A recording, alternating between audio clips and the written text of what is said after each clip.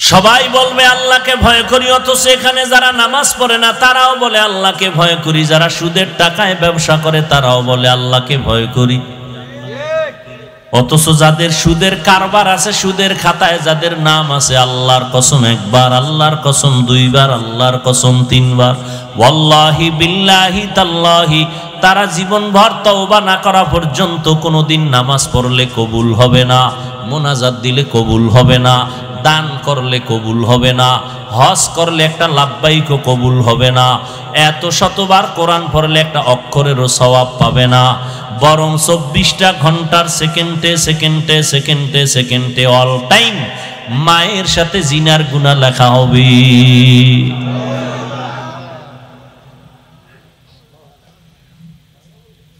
আল্লাহ দুই দল মানুষের সাথে যুদ্ধ করার ঘোষণা দিয়েছেন। আমার আল্লাহ নিজে বলে আমি যুদ্ধ করব, রেডি হবে ঈমান। আল্লাহ নিজে যুদ্ধ করবেন দুই দলের সাথে, এটা খুশির কথা। এক দলের কথা কোরআনে ডাইরেক্ট, আর এক দলের কথা বুখারী শরীফে। কোরআনে যেই দলের কথা আল্লাহ বলছেন, ইয়া আইয়ুহাল্লাযীনা আমানুত্তাকুল্লাহ ওয়া যারু মা বাকিয়া মিনার রিবা ইন কুনতুম মুমিনিন,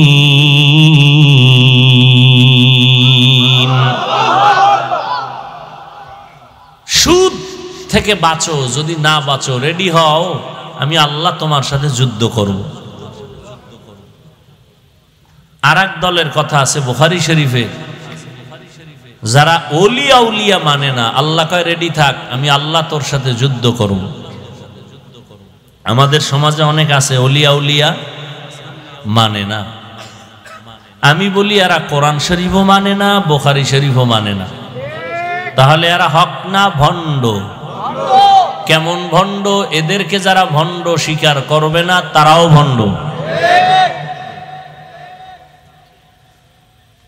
আল্লাহকে ভয় করার কথা আল্লাহ বললেন, তাকওয়া অর্জন করো। এই তাকওয়ার এত পাওয়ার, এত দাম। আল্লাহর কাছে সবথেকে প্রিয় হওয়ার একটাই মেডিসিন হলো তাকওয়া। ইন্না আকরামাকুম ইনদাল্লাহি আতকাকুম, আল্লাহ বলেন আমার কাছে দামি ওই বান্দা বান্দি যার অন্তরে থাকবে তাকওয়া, আল্লাহর ভয়। আপনার আমার নবী রহমতের নবী, আমার নবী যার কোনো গুনাহ নাই, নিষ্পাপ, ওই নবীকেও আল্লাহ বলেন, ও নবী আপনি আমি আল্লাহকে ভয় করেন। ইয়া আইয়ুহান নাবিয়্যুত্তাকিল্লাহ ওয়ালা তুতিইল কাফিরিনা ওয়াল মুনাফিকিন। নবীকেও আল্লাহ বলেন তাকওয়া অর্জন করো। এত বেশি এটার বয়ান কেন? বলে কোরআনের শুরুতেও তাকওয়া। আল্লাহ বলেন আমি দামি একটা কোরআন তোমাদের দিলাম, সবার জন্য দেই নাই। এটা এমন বান্দাদের জন্য, বান্দীদের জন্য দিলাম যাদের অন্তরে তাকওয়া আছে, তাদের হেদায়েতের জন্য কোরআন দিলাম। এটা এমন একটা কিতাব, যেই কিতাবটা ধরলে সওয়াব, দেখলে সওয়াব, পড়লে সওয়াব, যেই কিতাবের আওয়াজ কানে আসবে তাতেও সওয়াব।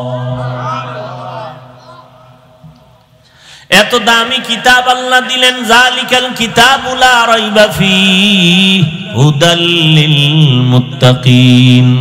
মুত্তাকিনদের অনেক দাম, তাকওয়া আল্লাহর ভয় যারা অন্তরে জমা করবে তাদের অনেক মূল্য। আল্লাহ কোরআনে বলেন এই মুত্তাকি যারা হবে দুনিয়াতে আমি আল্লাহ তাদের 6টা পুরস্কার দিব, কিয়ামতের দিন 2টা দিব। কিয়ামতের প্রথমটা দিব বিনা হিসাবে জান্নাত, কিয়ামতের দিন আরেকটা বড় পুরস্কার দিব, পর্দা ছাড়া ডাইরেক্ট আমি আল্লাহর সাথে হবে মোলাকাত। ইয়া ইলাহি তু মেরা মাবুদ হ্যায়, या इलाही तू मेरा माशूक है। তাকওয়া বড় দামি এক সম্পদ। আল্লাহর ভয় অন্তরে জমা করো।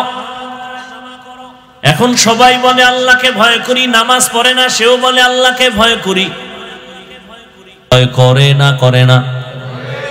প্রমাণ সন্তান মা বাবার সামনে কখনো অন্যায় করে না। কেন? বলে শাস্তির ভয়। শিক্ষকের সামনে ছাত্র অন্যায় করে না কেন? বলে ভয়। ঠিক যারা আল্লাহকে ভয় করবে নই বান্দা বান্দি কখনো গুনাহ করবে না। কেন? আল্লাহর আযাবের ভয়।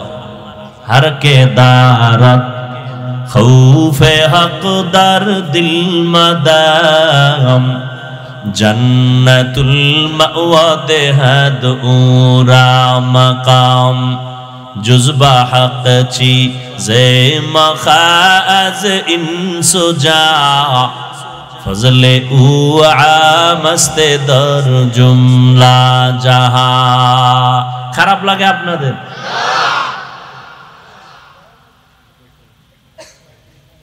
আল্লাহর ভয়। আবু বকর সিদ্দিক রাদিয়াল্লাহু তাআলা আন মদিনার রাষ্ট্র ক্ষমতায় আছেন। রাসূল দুনিয়া থেকে চলে গেলেন। আবু বকর সিদ্দিক রাদিয়াল্লাহু তাআলা আনহু অর্থ মন্ত্রণালয় থেকে তার মাসের বেতন নিয়ে সংসার চালান। খেয়াল করেননি? তাকওয়া। একদিন স্ত্রী আবু বকর সিদ্দিক রাদিয়াল্লাহু আনহুর স্ত্রী বলে, আমার মিষ্টি খাইতে মনে চায়। কার কাছে কয়? স্বামীকে। আবু বকর, রাষ্ট্রের পুরা ক্ষমতা যার হাতে, সেই সময় কয়। আবু বকর কি কয় জানেননি? ও বিবি, মিষ্টি খাওয়ানোর মতো টাকা আমার হাতে নাই। রাষ্ট্র ক্ষমতা হাতে, স্ত্রী চাইছে, অন্য কেউ চায় নাই। জীবনের আসল তার কাছে বলে মিষ্টি খাওয়ানোর টাকা নাই। স্ত্রীও এত মিষ্টির পাগল না, সেও তো বড় দামি বান্দি, সেও তাকওয়ার একটু পরীক্ষাই নিতেছেন। কিছুদিন পরে, মাস 2-4 চলে গেল। একদিন আবার কয়, স্বামী আমার খলিফাতুল মুসলিমিন, নেন কিছু টাকা, এই টাকা দিয়ে আমাকে মিষ্টি এনে দেন। দেখেন আবু বকর সিদ্দিক রাদিয়াল্লাহু আনহু তাকওয়া কি জিনিস। বলে, এই টাকা কই পাইলা বিবি? আপনি জিগাইতেননি? বলো না, কারো দিও ভাই ভাই, তো চুরি করে আনছে না কারো সাথে বন্ধুত্ব করে আনছে, আল্লাহু আলাম। আবু বকর জিজ্ঞাসা করলেন, ও বিবি, এই টাকা কই পাইলা? বিবি সাহেবা বললেন, খলিফাতুল মুসলিমিন, আপনি রাষ্ট্র ক্ষমতায় আছেন, অর্থ মন্ত্রণালয় থেকে যে বেতন পান ওখান থেকে কিছু কিছু টাকা জমাইয়া আমি হাতে দিলাম। দেখেন এবার আরো কঠিন কথা বলতেছেন আবু বকর। ও বিবি, তাহলে বুঝা গেল আমি যে মাসে মাসে বেতন পাই, ওই বেতনের থেকে যে টাকাটা তুমি আলাদা করেছো, বুঝা গেল এই টাকা আমার সংসারে লাগে না। সংসারে? তাহলে আগামী মাস থেকে আমি এই টাকা বেতন থেকে কমায়া নিব। বুঝেন কি আর শুনবেন?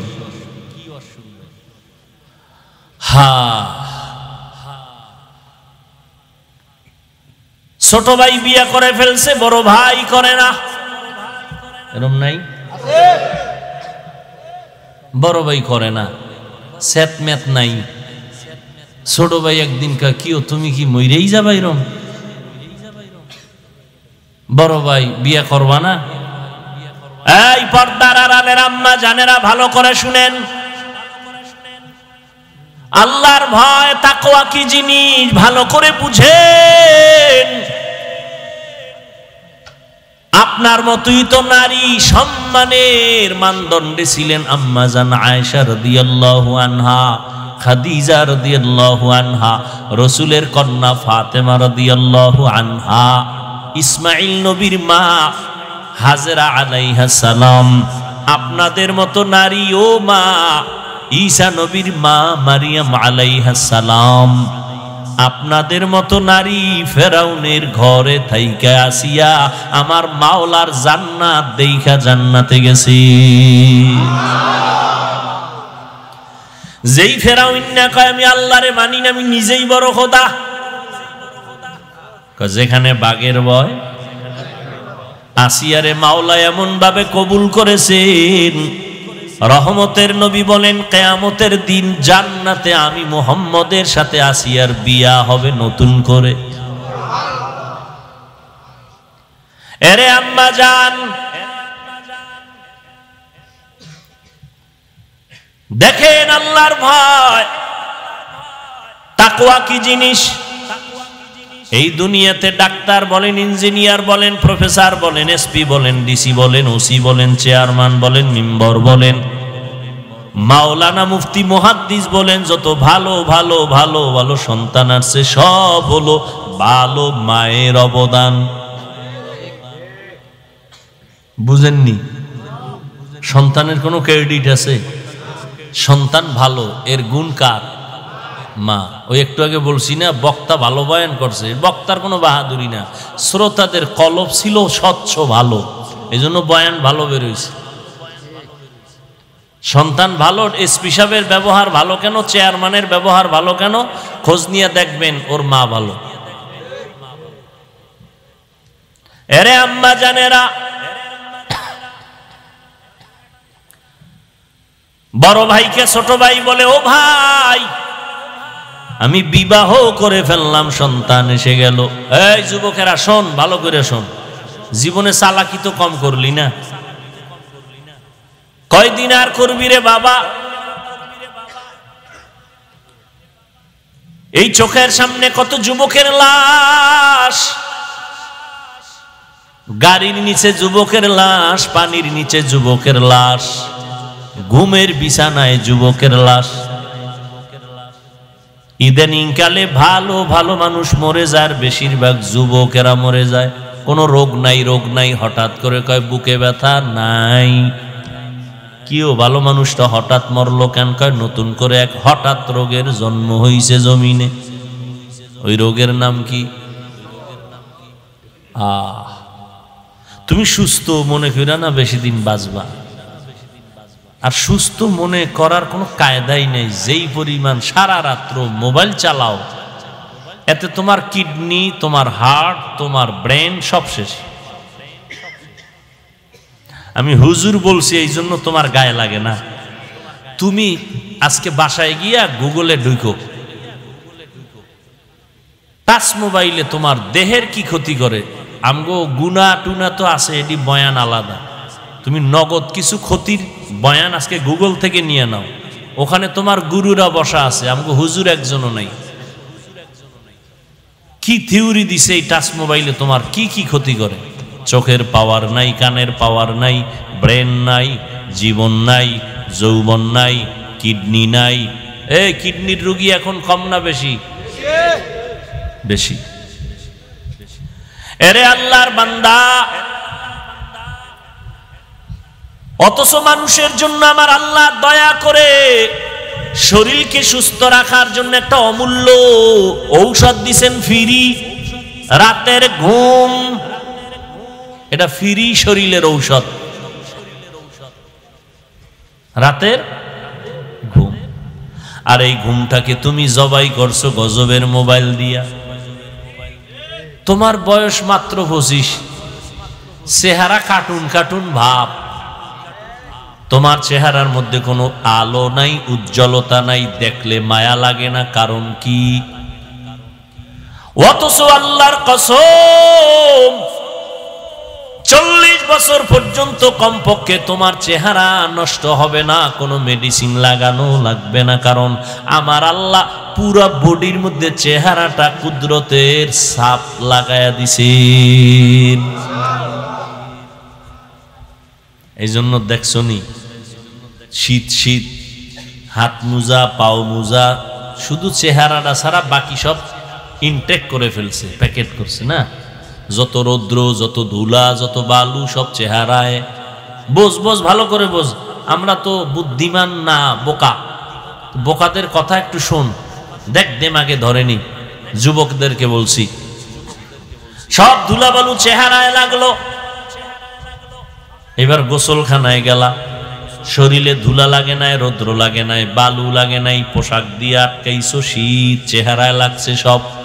গোসলখানায় গিয়া দেখবি শরীরটারে সাবান না দিলে ময়লা যায় না, আর যেই চেহারায় ধুলা বালু রৌদ্র লাগলো ওখানে কোনো সাবান লাগবে না, হালকা পানি দেও, পুরা বডির মধ্যে চেহারাই তোমার উজ্জ্বল। এই চেহারাটারে নষ্ট করে ফেললি মাত্র 25 থেকে 27-30 বছরের মধ্যে, অথচ 40-এর আগে চেহারা নষ্ট হবে না। একমাত্র কারণ এই গজবের মোবাইলে সারা রাত কবিরা গুনাহ করছো, রাতের ঘুম ছিল শরীরের ঔষধ, এই ঔষধ ব্যবহার করো নাই। হাসলেও লাভ নাই, কপাল পুরুলে মরণের আগে কপাল জোড়া লাগবে না। রাস্তায় ল্যাংটা পাগল হয়ে ঘুরে, বেয়াদবির পরিণাম ফল খারাপ। মরার আগেই বিছানায় পঙ্গু হয়ে যাবি, কান্না করেও আর কিনারা পাবি না। ও যুবক, ভালো করে বুঝো। ছোট ভাই জিজ্ঞাসা করে, বড় ভাই তুমি বিবাহ করো না কেন? আমি তো বাচ্চার বাবা হয়ে গেছি। মনে আসেনি? বড় ভাই বলে, ছোট ভাই তোরে বলি কি লাভ কি? তবে শোন মনের দুঃখ, আমি বিবাহ করব, মনের মতো মাইয়া পাই না। মনের মতো বলে, কেন? তুমি রমনা পার্কে অভাব আছে? ছোট ভাই মনে করছে তাহলে একটা জাতের মাইয়া লাগবে, সুন্দরী রূপসী, ডানা কাটা পরি। কি ডানা কাটা পরি মানে কি? তোর ঘরে আইয়েই ডানা কাটবে, তোর মায়ের ডা কাটবে, তোর বাবার ডা কাটবে, শেষে তোর ডা কাটটা রাস্তার ফকির বানায় বলবে আমি হিজরত করলাম। ছোট ভাই খোঁজ খবর নিয়ে খেয়াল করেন, মোনাজাত দিয়ে দেব।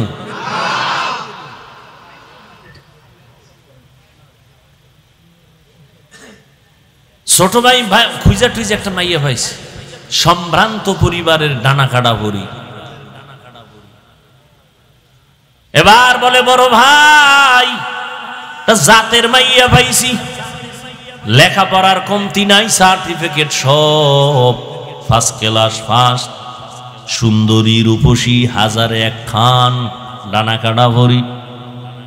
খবর টবর শুই না বড় ভাই কয় মইরা জামু, এই মাইয়া বিয়া করমু না।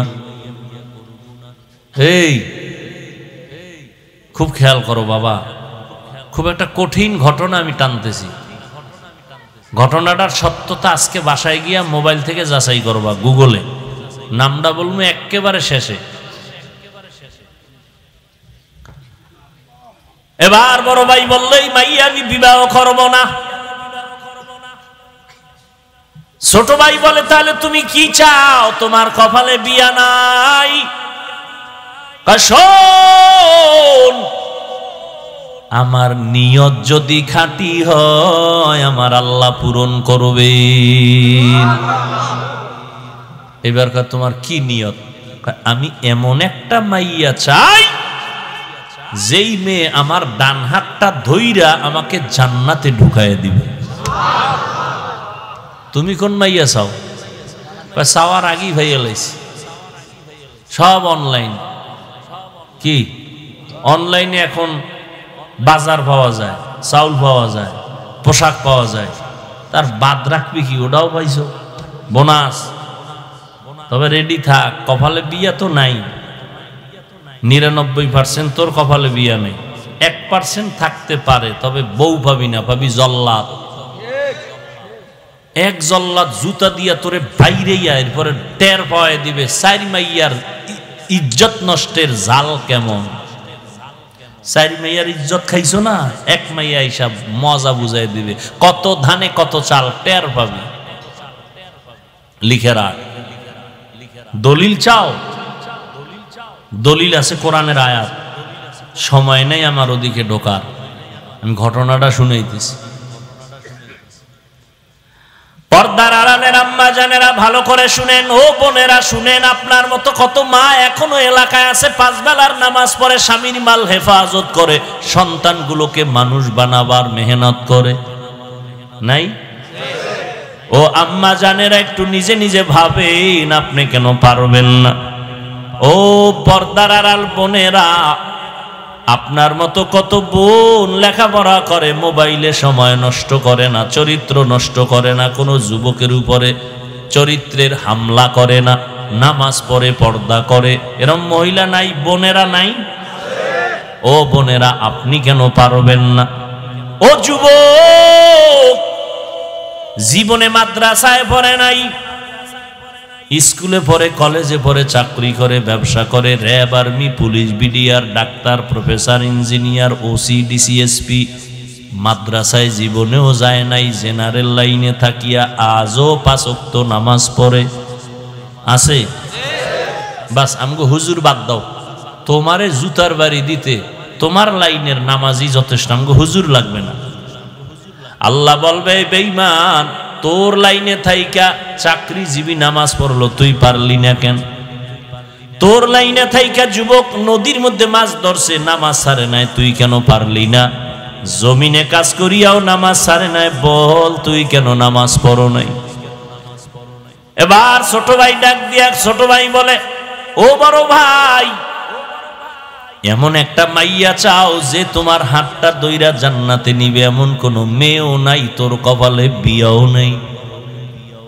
বড় ভাই জবাব দিছে, কি বলছেন একটু আগে, নিয়তটা যদি আল্লাহর জন্যই খাঁটি হয়, আল্লাহ ফিরাইয়া দিবেন না।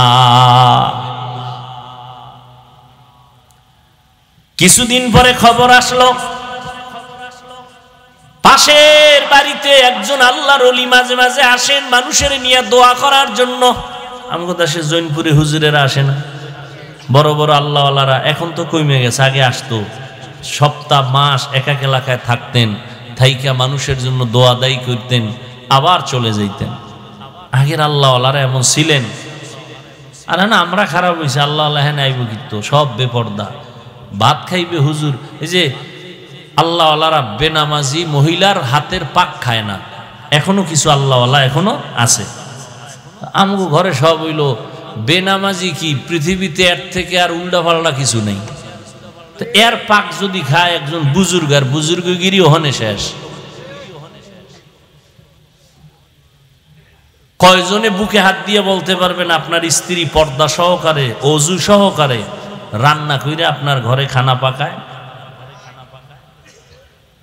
1 কোটির মধ্যে একজন পাইবেন কিনা সন্দেহ, নাই বলবো না, আছে, তবে 1 কোটিতে একজন পাওয়া কষ্ট। অথচ আপনি তো মনে করতেছেন আপনি ভিআইপি প্যাকেজের হাজি, পিসাবের মুরিদ, তাবলিগওয়ালা। হ্যাঁ, এ আম্মা জানেরা ভালো করে শুনেন, বড় ভাইয়ের ভরসা কার উপর? ওয়া মান ইয়াতাওয়াক্কাল আলাল্লাহ ফাহুয়া হাসবুহ। আল্লাহর উপরে ভরসা যদি করে, আল্লাহ তার জন্য যথেষ্ট। সমুদ্রে তুফান শুরু হইছে, জাহাজে মাল নিয়ে যাইতেছে, জাহাজ গেছে ডুবে।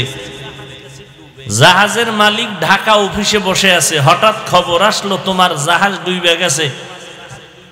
মালিক তো দেখে নাই। দেখেন কুদরত কি, মালিক বয়ে বয়ে খায়, আল্লাহর কসম আমার জাহাজ ডুবে নাই। তুমি দেখছো? কয় দেখি নেই। খবর নাও, খবর নিয়ে দেখে ঠিকই তার জাহাজ ডুবে নাই, আর একটা ডুবছে। এখনকার ভাই তুমি ঢাকায়, সমুদ্র রইছে কোথায়, সেখানে জাহাজ ডুবছে, তুমি এখানে কসম খাইয়া বললা ডুবে নাই, তোমার ভিতরে পাওয়ার কি? আমার উপরে, আমার অন্তরে পাওয়ার আল্লাহর উপরে ভরসা। কয় কি? রসুল বলছেন মালের যাকাত ঠিক মতো যদি আদায় করে, আল্লাহ ফেরেশতা দিয়া তার মাল হেফাজত করে। তাহলে আমি ঠিক মতো যাকাত দেই, আমার মাল নষ্ট হবে কেন? কি যারা ব্যবসা করেন, আপনার দোকানে চুরি হয় কেন? আপনি যে কাস্টমারেরটা চুরি করছেন, ধোকা দিছেন, 5 টাকার মাল 13 টাকা, কি আপনি চালাক কমনি? অন্যায় তো আপনি আগে করছেন, তা আপনার দোকান চুরি হইব নাকি আমার ডইব? হায় হায় হায়, আল্লাহর উপরে ভরসা করে আছে বড় ভাই। কিছুদিন পরে খবর, পার্শ্বের এলাকায় একজন বুজুর্গ আল্লাহওয়ালা আসছেন, ফজরের সময় চলে গেছেন তার থেকে একটু দোয়া নেওয়ার জন্য। আকাশেতে লক্ষ তারা, এক চাঁদের আলো, লক্ষ মানুষ থেকে একজন আল্লাহওয়ালা ভালো। হুজুর একটু দোয়া করেন আমার জন্য। বাড়ি কই? অমুক জায়গায়। বিয়া করছেন, সন্তান কয়টা? কয় বিবাহ করি নাই। কেন করেন না? বয়স তো বেশি। কয় হুজুর এমন একজন মাইয়া তো পাই না। কি মাইয়া চাও? বলে যেই মেয়েটা আমার স্ত্রী হইয়া আমাকে জান্নাতে ঢুকায় দিবে ডান হাত ধরে। খেয়াল করেন, কথা বলতেছে আল্লাহর ওলিয়ার, উনি একা, আর কেউ নাই, নির্জনে কথা। হঠাৎ মসজিদের বাহিরে জানালা থেকে একজন কণ্ঠে মহিলার আওয়াজ সালাম দিলেন। আল্লাহর ওলির কাছে দোয়া চাইতেছেন, হুজুর আমি এই এলাকার একটা কন্যা, একটা মেয়ে সন্তান আসছি দোয়ার জন্য। মা তোমার বয়স কত? এত বিয়া হইছে নি? কয় হয় নাই। বয়স তো বেশি বেশি লাগে, এখনো কেন বিবাহ বসো না? মেয়েটা ডাক দিয়া কয় হুজুর আমি যে স্বামী নিব, জমিন এমন কোনো আমার মনের মতো স্বামী পাই না। কেমন স্বামী চাও? এমন একজন স্বামী চাই যে আমার স্বামী হইয়া আমার হাত ধরে আমাকে জান্নাতে ঢুকায় দিবে। জিন্দেগি মে বন্দগি তু করনা হে, जिंदगी में बंदगी तू करना है, जिंदगी बे बंदगी शर्मिंदा है, जिंदगी बे बंदगी शर्मिंदा है।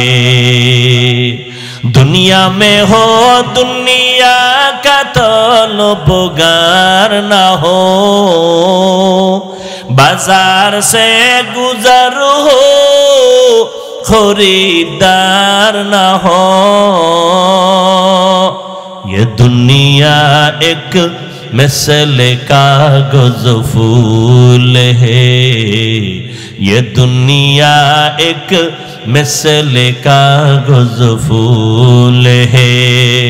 जिंदगी में बंदगी तू करना है, जिंदगी में बंदगी तू करना है,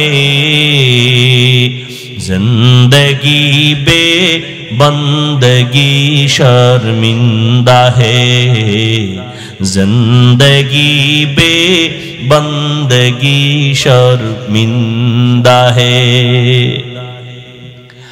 আল্লাহর বান্দা যুবক নিয়ত করলো এমন মাইয়া বিয়া করবে যেই মাইয়াটা বউ হইয়া তারে জান্নাতে ঢুকাবে। ও যুবক তুমি কি নিয়ত করছো? যে আমি যাই করি না করি আমার বউ আমারে জাহান্নামে নিয়ে যাবে। ও আল্লাহর বান্দা অন্তরকে তৈরি করো, আল্লাহর ভয় অন্তরে জমা করো, আল্লাহর ভয়। ও পর্দার আড়ালের বোনেরা, এমন একটা স্বামী চাইও যেই স্বামীর দ্বারা তোমার জীবনটা ফুলের বাগান হবে, বিনা হিসাবে জান্নাত পেয়ে যাবে। ও পর্দার আড়ালের বোনেরা, জান্নাতি বাগান সাজাইতে হলে হুজুর লাগবে না, মাওলানা হওয়া লাগবে না, গুনাহমুক্ত একজন আদর্শবান চরিত্রের যুবক লাগবে। চরিত্রবান আদর্শওয়ালা একটা যুবক দরকার, মাওলানা হওয়া দরকার না। আদর্শ সুন্দর হওয়ার জন্য মাওলানা হওয়া লাগে না, হুজুর হওয়া লাগে না। ওই মেয়েটা ডাক দিয়ে কয় বুজুর্গ ওলিয়ে কামেল, আমি এমন একজন স্বামী চাই যে আমার হাত ধরে আমাকে জান্নাতের ময়দানে নিয়ে যাবে।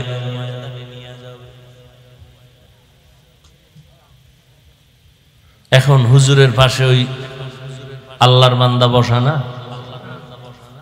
হুজুর বলে, ও আল্লাহর বান্দা, তুমি পাও না তো এই মেয়েটারে বিয়া করো মানি। হুজুর বললেন, ও মা, তুমি বিবাহ বসবানি এই বান্দার কাছে? আমি গরিব। বলে, গরিব লাগবে না, আসল আদর্শ দরকার। হুজুর মধ্যস্থা হইয়া বিবাহের বন্ধন করে দিলেন। এবার দুইজন মিলে দাম্পত্য জীবন শুরু করলেন। সময় মতো নামাজ পড়েন আর আল্লাহর কাছে কাঁদেন, হে আল্লাহ, আমাদের দুইজনার মোহব্বতে এমন একটা সন্তান ছেলে দাও, যেই ছেলের দ্বারা গোটা দুনিয়ার অন্ধকার আলোকিত হয়ে যাবে। মাও দোয়া করে, স্বামীও দোয়া করে, বাবাও দোয়া করে, দুজন মিলে নামাজ পড়ে দোয়া করে। তাদের দোয়ার কারণে আমার আল্লাহ বলেন, আমার কাছে চাইতে দেরি, আমি দিতে দেরি করব না। স্বামীও চায়, স্ত্রীও চায় নেককার সন্তান। আল্লাহ ঠিকই দোয়া কবুল কইরা তাদের একটা নেককার সন্তান দান করলেন। লালন পালন করিয়া মদিনার আদর্শওয়ালা বানায় দিলেন। এই ছেলেটা বড় হইয়া ওই বাইতুল মুকাদ্দাস, প্রথম কিবলা যে ইহুদি ইসরায়েলেরা দখল করে আমার ফিলিস্তিনিদের উপরে হামলা চালায়, ওই সন্তান মা বাবার দোয়া পাইয়া প্রথম হাতটা বাড়াইয়া ওই বেঈমানের হাত থেকে প্রথম কিবলাটারে স্বাধীন করলেন, সিরিয়ার জমিনটারে স্বাধীন করলেন। ওই যুবকের নাম গুগলে সার্চ দিয়ে আজকে দেখবা, ওই বান্দার ইতিহাস জানে না এমন কোন শিক্ষিত মানুষ নাই। ওই বান্দা স্বর্ণের মানুষ, আল্লাহর ওলি, একজন জগৎ বিখ্যাত বুজুর্গ, ওলিয়ে কামেল সুলতান সালাউদ্দিন আইয়ুবী রহমাতুল্লাহ আলাইহি।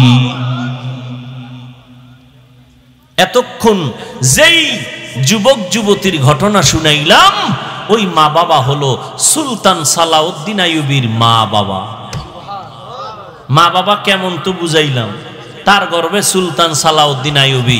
যাও গুগলে আজকে সার্চ দিয়ে দেখবা সালাউদ্দিন আইয়ুবীর ইতিহাস কি, খুঁজো। কেমন মা বাবার সন্তান, আর তুমি কেমন সন্তান? তোমার দ্বারা সমাজ আলোকিত হবে দূরের কথা, তোমার কারণে বহু সন্তানের আদর্শ নষ্ট হয়ে যাচ্ছে, খবর নাই। তুমি নিজেও ধ্বংস হয়েছো, এলাকার আরো কিছু যুবকদের তুমি ধ্বংসের পথে দাওয়াত দিতেছো, আসো, নামাজ এত তাড়াতাড়ি লাগবে না, একটু নেশা পান করো, চলো ঘুরতে যাই, ঘুরতে ঘুরতে পুইরা মরো। এখনো সময় আছে, তওবা করে নাও, আল্লাহর কাছে তওবা করো। হে মালিক, আমার মতো তোমার মতো যুবক যদি জেনারেল লাইনে থাইকা নামাজ পড়ে, আমি কেন পারবো না? মনে মনে আল্লাহকে বলো, আল্লাহ, জীবনে গুনাহ করে জীবন কাটাইলাম, নামাজ ছাড়লাম, বেপরদায় চললাম, মা বাবারে কত কষ্ট দিলাম, ওলামায়ে কেরামের বিরোধিতা করলাম, কত মুরব্বির সাথে বেয়াদবি করলাম, শিক্ষকের সাথে বেয়াদবি করলাম। আজকে জীবনটা মনে হয় নষ্ট করে ফেলেছি, শয়তানের ধোকায় পড়ে গুনাহ করেছি। আজকে তোমার দরজায় আসছি ফিরিয়া, আর গুনাহ নিয়া বাসায় যাব না, পিছনের গুনাহ থেকে তওবা করে নিলাম। ও যুবকেরা, ও বৃদ্ধ বাবাজিরা, মা বোনেরা, তওবার নিয়ত করো। আজকে থেকে আল্লাহর কাছে বলো, হে মালিক, জীবনে আর নামাজ ছাড়বো না, বেপরদায় চলবো না, মা বাবাকে কষ্ট দেব না, ওলামায়ে কেরামের পরামর্শ নিয়া, মা বাবার দোয়া নিয়া, নবীর তরিকা অনুযায়ী চলবো। তওবা করার মতো যদি অন্তর তৈরি হয়, মুনাফিকি যদি না থাকে, খাঁটি তওবার নিয়ত যাদের অন্তরে আছে, দুটো হাত আল্লাহকে দেখায়া দাও। আয় আল্লাহ, হাতগুলো কবুল করে নেন, তওবা কবুল করে নেন, তওবার উপরে মজবুত হইয়া আমাদের চলার তৌফিক দান করেন, আমিন। আলহামদুলিল্লাহি রাব্বিল আলামিন। والصلاة والسلام على سيد الأنبياء والمرسلين وعلى آله وأصحابه أجمعين يا أرحم الراحمين يا أرحم الراحمين يا أرحم الراحمين رب ارحمهما كما ربياني صغيرا اللهم إنك عفو كريم تحب العفو فاعف عنا اللهم إنا نسألك رضاك والجنة ونعوذ بك من سخطك والنار ربنا ظلمنا أنفسنا وإن لم تغفر لنا وترحمنا لنكونن من الخاسرين ربنا آتنا في الدنيا حسنة وفي الآخرة حسنة وقنا عذاب النار ও দয়ার মালিক কুদরতের নজর দিয়া তাকায় দেখেন গভীর রাতে আপনার গোলামরা আপনার দরওয়াজায় হাজির হয়েছে কত উলামায়ে কেরাম কত মুরব্বি হাজী সাহেব কত ব্যবসায়ী চাকরিজীবী পর্দার আড়ালে মা বোনেরা কত যুবকেরা ছাত্র ভাইরা গুনার বোঝা মাথায় নিয়ে হাত তুলেছি তওবার নিয়ত করেছি আর গুনাহ করব না